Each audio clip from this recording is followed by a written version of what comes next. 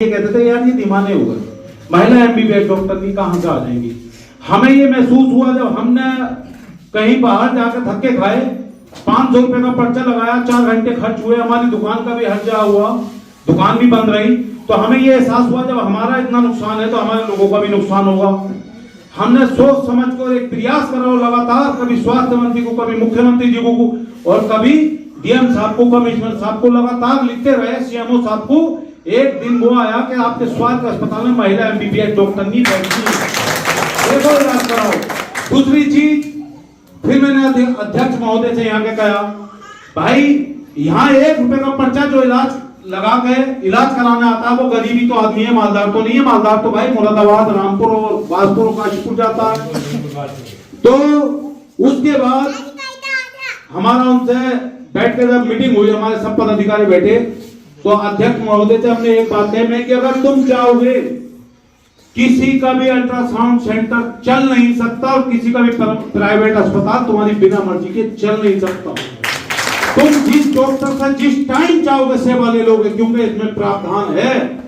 और इन गरीब लोगों का मुझे मालूम नहीं अल्ट्रासाउंड कैसे होगा, ये तुम्हारी जिम्मेदारी, कैसे कराओगे। उन्होंने 2 अल्ट्रासाउंड सेंटर चिन्हित करे और जितनी हमारी गर्भवती माँ बहने हैं उनका अल्ट्रासाउंड वहां फ्री होता।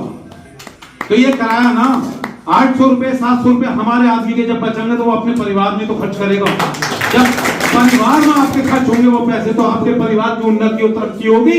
हमारी सोच ये है, हम इस सोच पे काम करते हैं।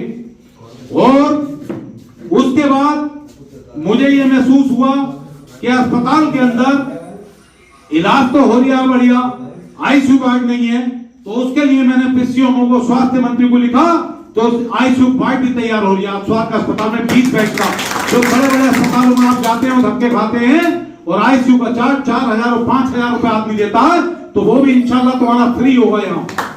उसके बाद मैंने फिर बात करी, मैंने कि जब ये इलाज होगा तो महंगी जांचें आदमी कहां करागा। तुम जांचों के लिए लिखा, तो जांचों के लिए अभी डेंगू की और मलेरिया की जांच जो बाहर होती थी तुम्हारी 700 800 रुपए में, वो अस्पताल में फ्री हो रही। लेब बन रही है बड़े स्तर की, जिस दिन वो लेब चालू हो जाएगी फिर हमारे किसी मजदूर गरीब भाई को बाहर 1 रुपए की जांच कराने की जरूरत नहीं पड़ेगी, सारी जांचें अस्पताल के अंदर होंगी, ये फ्री होंगी। जब आपका पैसा बचेगा, आपके बच्चों के मुस्तकबिल पे लगेगा, तो तुम्हारा बच्चा भी पढ़ लिख के डॉक्टर, इंजीनियर या कोई बड़े ओहदे पे पहुंच सकता है, जब तुम्हारे बच्चे पे सही पैसे का इस्तेमाल होगा। अब जब तुम्हारा पैसा नाहक इलाजों में खत्म हो जाएगा तो तुम अपने बच्चों को पढ़ाओगे कहां से। हमारी सोच, हमारी पूरी टीम का जो प्रयास है वो यही है कि अस्पताल में अच्छे से अच्छा काम होना चाहिए। अब उसके बाद अपने स्वास्थ्य के अस्पताल के अंदर सर्जन नहीं है। मैं भी अपने मिलने वालों की खैरियत के लिए जाता हूं तो भाई मुझे भी बड़ी परेशानी महसूस होती है। रामपुर, बाजपुर या मुरादाबाद या काशीपुर जा रहा हूं तो मुझे भी टाइम की परेशानी। जो मरीज वहां भर्ती हो रहा, पित्ते का ऑपरेशन करा दिया, उसके घर वालों को परेशानी, वो मोल की रोटी खा दिया और 30 से 40 हजार रुपए उसके खर्च हो रहे हैं ना। जब हमारे अस्पताल के अंदर सर्जन आ जाएगा और आप लोग सहयोग करोगे, आपके सहयोग से आगे सर्जन आ जाएंगे तो आपका किसी का, मेरा किसी का भी इलाज होगा तो फ्री हो। जब 30,000 और 40,000 रुपए बचाएंगे तो तुम्हारे 3 बच्चों की फीस 1 साल की धनौरी के स्कूल में जमा हो जाएगी, इंग्लिश मीडियम की। तो तुम्हारे बच्चे जब तो काबिल बनेंगे जब तुम्हारा वो पैसा बचेगा। मर्द किसी के पूछ के नहीं आता है, किसी के घर पे दस्तक देख के नहीं आता मर्द कि मैं ये आ रही हूं, वो अचानक आता है और सब कुछ अपने साथ बहा के ले जाता है।